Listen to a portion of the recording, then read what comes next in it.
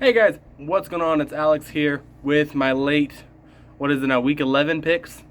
So, last week I actually did really good. It was it tied for my best week ever. Last week I went 11-3. Yeah, the games that I lost I really wasn't super mad about because they were both, all three of them were good games. Nobody expected New England to pull off that win against Baltimore. But yeah, I'll take it. That puts Cincinnati one game closer to not being last. So, if you followed my Twitter, I already made my pick for the Thursday night game. I took Arizona to win by one touchdown. I got the score right, but not the right team. So, I'll take the first L of the week. Oh, yeah, and I should say, with that counting that Thursday night loss, that makes my record 97-50-1. So, odds are we're going to break 100 wins this week. All right, so now moving on to the Sunday games. I know this is late because my internet's been out for the last hour and 45 minutes. I'm actually going to upload this video when I'm out shopping at Kroger. Yeah, so for Sunday, first game is going to be Cincinnati and Washington. I think Cincinnati wins this game, especially if Joe Mixon plays. I haven't been keeping up with it very well. I don't know if he's going to be a scratch for the day. If Joe Mixon plays, I guarantee, I'm not going to guarantee, but I'm going to say Cincinnati more than likely wins this game. Either way, I think Washington is looking a little overrated. I mean, they started off hot with 8 sacks in one game, but I don't think they're going to keep up with it.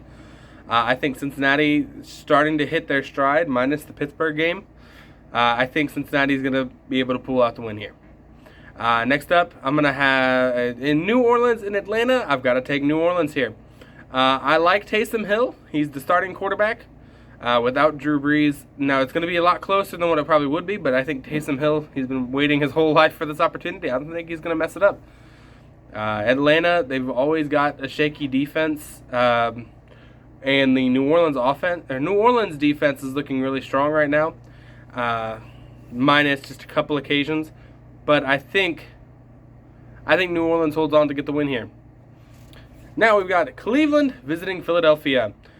This one's an easy pick for me. I mean, Philadelphia did tie Cincinnati, so Cleveland is better than Cincinnati, as we've seen from the 2 victories they had this year. I think Cleveland's going to run away with this one. Cleveland is looking hot at the right time. I think this might finally be the year Cleveland has a winning season. I wasn't a big fan of them at the beginning of the year, but now they're starting to show that they actually know what they're doing. And Kevin Stefanski's doing an excellent job. So I'm going to have to take Cleveland here. I don't think Carson Wentz is going to be able to do a whole lot against them. So, yeah. Sorry, my face is really white right now because I've got my notepad up here. Because I promise, I made these picks. I've not watched any football today because my internet's been out. I made these picks before I looked at what the Thursday night game was because I forgot who the Thursday night game was. And I based it using the Sunday slate on the NFL Facebook page. So I didn't get biased at all. I 100% guarantee. Let's see here. Next up, we've got Pittsburgh and Jacksonville. Another easy pick for me. Pittsburgh is going to go 10-0. There's no way they lose to Jacksonville today. Jacksonville gave Cincinnati their first win of the season. So, yeah, Jacksonville is going to be a top 5 draft pick no matter what happens. Pittsburgh. I mean, the Pittsburgh defense is looking great. James Robinson is really the only weapon Jacksonville has right now, and I think Pittsburgh's going to do a great job at stopping that. So that really doesn't leave much for Jacksonville to do. I'm hoping Jacksonville gets good again because I love Gardner Minshew, but I think they're going to take a quarterback in the first round. Oh well. All right, New England and Houston. I've got to take New England here. But the simple fact is New England looked pretty solid against a good Baltimore team. Houston is still definitely going to be going into a rebuilding phase even after giving out a massive contract to Deshaun Watson. They're beginning their rebuilding phase, and I don't think they're going to be able to keep up with them. New England is starting to look solid again. I still think New England is going to take their first losing season of probably the millennia. Or probably the millennia. That's the right word. I know what I'm talking about. But I think they win this week. They're going to start getting a win train going. I don't know. Maybe they still have to play the Jets again, so that's another hopefully win. But yeah, I think New England's going to get the win. Let's see here. Carolina and Detroit. I've got to take Carolina here. Let's see here. It was P.J. Walker making his first start for Carolina. He looked really good in the XFL. I think he's going to do great in Carolina. He does have Robbie Anderson, DJ Moore, and Christian. Is Christian McCaffrey back? I don't know. If he's got Christian McCaffrey back, then that's one more weapon for him. He's got a really strong offensive unit. The Carolina defense is suspect, but I think they're going to be enough to hold Matt Stafford's Lions to, I'm going to say it's going to be a fairly low-scoring game for Detroit. I think the Carolina defense is going to hold strong. So here, Baltimore and Tennessee. I think I'm going to have to take Baltimore on this one. I mean, Tennessee is a weird team right now because they win a lot of games that they shouldn't. They lose a lot of games that they shouldn't. Like, who would have ever expected Tennessee to lose to Cincinnati or dominate Buffalo? I don't know. It's just a really weird team right now. So I think Baltimore's going to get their revenge from last year's divisional round. I think Lamar Jackson's going to be playing with some fire under his ass this game.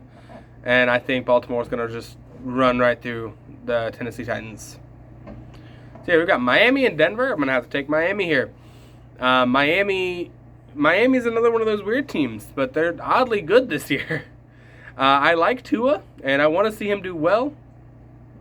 And honestly, if Cincinnati would have taken Tua first overall, I wouldn't have been super mad because he looked like a pretty solid quarterback in his own right. Now, mind you, I'm happy we got Joe Burrow, but Tua wouldn't have been a terrible option either. So, and then Denver, I mean, I'm still not completely sold on Drew Lock. I mean, he's had some good plays, he's had some good moments, but I don't think I don't know if he's going to be the long-term answer. We'll just have to wait and find out, but for today, I'm going to have to take Miami.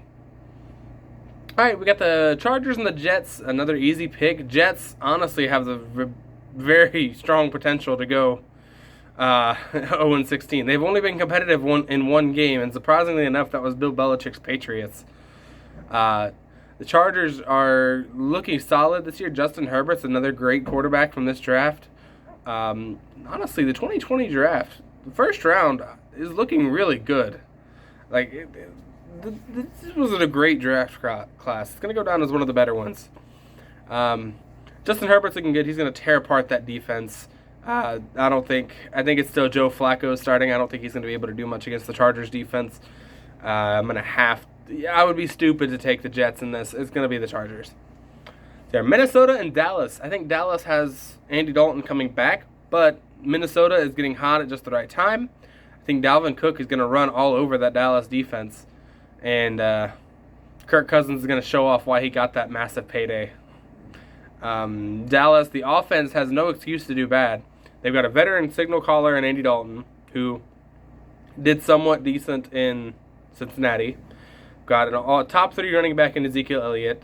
They've got Tony Pollard, Amari Cooper, and C.D. Lamb at receiver. The offense has no excuse to do bad. The Minnesota defense is one of the mediocre ones in the NFL. I think it's going to be somewhat close, but I think Dalvin Cook is going to be carrying this team. All right. Next up, we've got Indianapolis and Green Bay. I'm gonna shock the world. I'm gonna take Indianapolis to win this one. My reason being, Green Bay really only has Aaron Rodgers and Devontae Adams to work with in the passing game. Indianapolis is going to be able to take advantage of that. The defense is one of the best in the NFL, and you need more than one option to beat Indianapolis.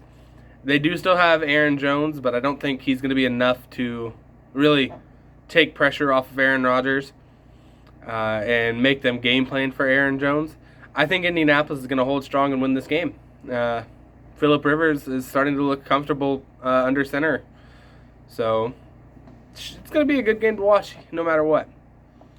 All right, next up we've got, the Week 4 rematch or Week 5 rematch, Kansas City and Las Vegas.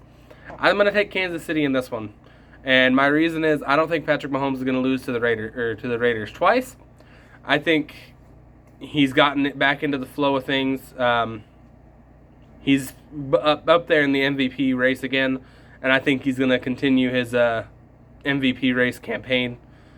I don't think it's going to be a blowout by any means, but I think Kansas City's going to win this by, Kansas City's going to win this by 10. The Raiders, while they're looking good, I haven't seen a whole lot of improvement against last week or against week 5 or whenever they played. I think Kansas City has shown more improvement throughout the year, so I think they're going to have the slight edge in this game. All right, now for the Monday night game, we've got the Rams and the Buccaneers. I'm going to take the Rams on this one. Mind you, I do think it's going to be a great game, and it could go either way. I'm going to take the Rams simply because they're staying competitive in the strongest division in football. They're up there in second in the NFC West, which that's no small feat when you've got Seattle, Arizona, the Rams, and the 49ers. I mean, 49ers, even though they're, 4-6, they're still not a bad team. The Rams are having another great year with Jared Goff, and I think they're going to be a playoff contender, but they're not. I don't think they're going to make it to the Super Bowl. They're a contender, not a winner. Tampa Bay, on the other hand, they've got Tom Brady, who's also in the MVP race. However, I don't think that they're going to have enough to do with the Rams. Aaron Donald is having a great year once again, and he's going to keep a lot of pressure on Tom Brady. That's one thing Tom Brady's not had to deal with a whole lot of in his career in New England, because the AFC East never really had great pass rushers. Now you're dealing with arguably the best pass rusher in the NFL. So I think the Rams are going to keep pressure on Brady, make him make some mistakes. I think the Tampa Bay defense is going to be able to keep up with the pretty strong Rams offense. So anyway, those are my picks. Let's see if we can break 100 wins. That'd be really sad if we didn't. But anyway, if you guys like this video and want to see more, hit that like button down below. If you want to see more, hit that subscribe button. And if you want to help the channel grow, hit the share button. Share to Facebook, Twitter, Instagram, wherever you feel right. Thanks for being part of the Uncrafted Nation. I'll talk to you guys later. Bye, everybody.